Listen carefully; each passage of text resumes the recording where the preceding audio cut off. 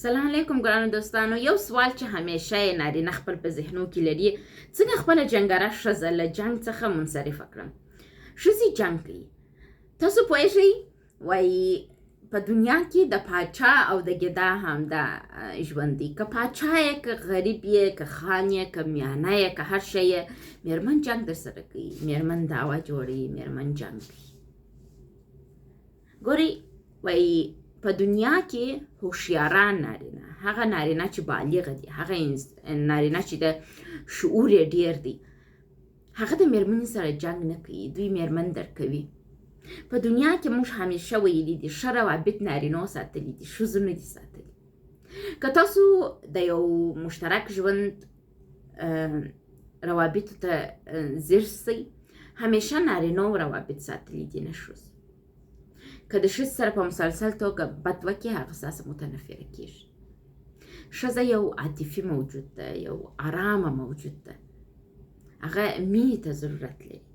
ښځه ولې جنګ کوي؟ دا جنګ سوال د ځان څه وکړه. ښځه د جلب توجه دپاره جنګ کوي. ښځه د مینې اخیستلو لپاره جنګ کوي. ښځه د دې لپاره جنګ کوي چې ته په غېږ کې ونیسې. ښځه د دې لپاره جنګ کوي چې ته توجه ورته وکړې. ښځه د دې لپاره جنګ کوي چې ته هغې ته توجه نه کوې. ښځه په دې خاطر جنګ کوي چې ته هغې ته ټایم نه لرې، وخت نه ورکوې. ښځه په دې خاطر جنګ کوي ځکه چې ځینې څه چې دا ډېر په عمیق توګه ضرورت ورته لري، د هغې عاطفي غوښتنې ته نه ور برآورده کوي. نو ښځه جنګ جوړوي تر څو د جنګ په توجه ستا توجه خپل ځان ته راواړوي. د اسلامي نړۍ عالمانو همیشه ویلي دي د نکاح یو شرط دا دی چې تاسو د ښځې بدخلقۍ تحمل کوئ. دا د نکاح شرط دی. هر نارینه د ښځې بدخلقۍ تحمل کوي. په دنیا کې که پاچا دی، که میانه دی، که غریب دی، که خان دی، که شتمن دی، که تجار دی، که عالم دی، ټوله د ښځو بدخلقي تحمل کوي.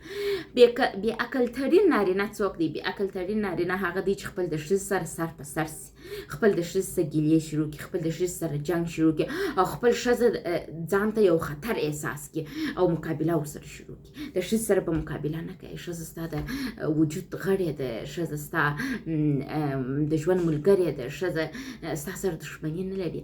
ښځه د دې دپاره چې تا ځان ته راولي، تا عقل کې ستا سره جنګ کوي. که ته هوښیار نارینه یې، که ته باسلیقه نارینه یې، که ته ډېر عاقل یې، نو ستا سره باید میرمن جنګ ونه کړي. وایي نارینه‌توب په رابطه کې څه ته وایي؟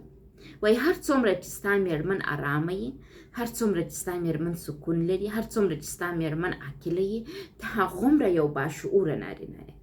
خو که ستا میرمن همیشه په جنګ کې، دا معنا لري چې ته هغې ته توجه نه کوې.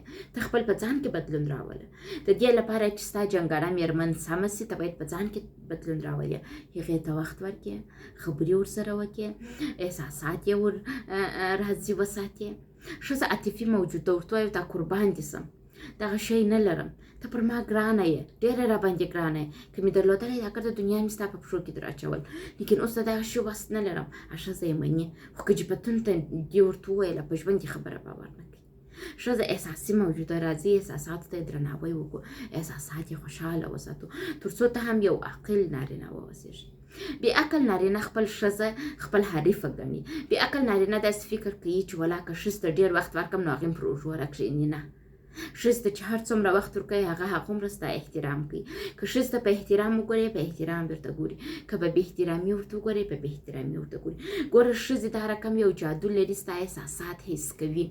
که ته په ښځې ته په سپکه سترګه ګورې، هغه دا حس کوي چې ته په سپکه سترګه ورته ګورې. که ته خپل ښځې ته وخت ورکوې، هغه دا حس کوي. راځه خپل په ځانو کې تاسو نارینه تغییر راولئ. یو ښځې ته یو مهربانه او ښه دوست واوسېږئ. تاسو بیا د دې جادو وګورئ چې هغه څومره تغییر کوي، ارامه کېږي. تاسو پوهېږئ که تاسو خپل ښځې ته ښه توجه وکړئ، ستاسو د ښځې په اواز کې تغییر راځي، ستاسو د ښځې په خبرو په لهجه کې تغییر راځي، ستاسو ښځه به یو سکون او ارامښت ته ورسېږي. خو که تاسو دا کار نه کوئ، نو بیا تاسو د یو خښنې، جنګرې او عصباني ښځې سره مخ کېږئ. خو که تاسو هغې ته توجه کوئ، هغه به ډېر یو ارامه ښځه وي. مننه چې غوږ مو ونیوئ.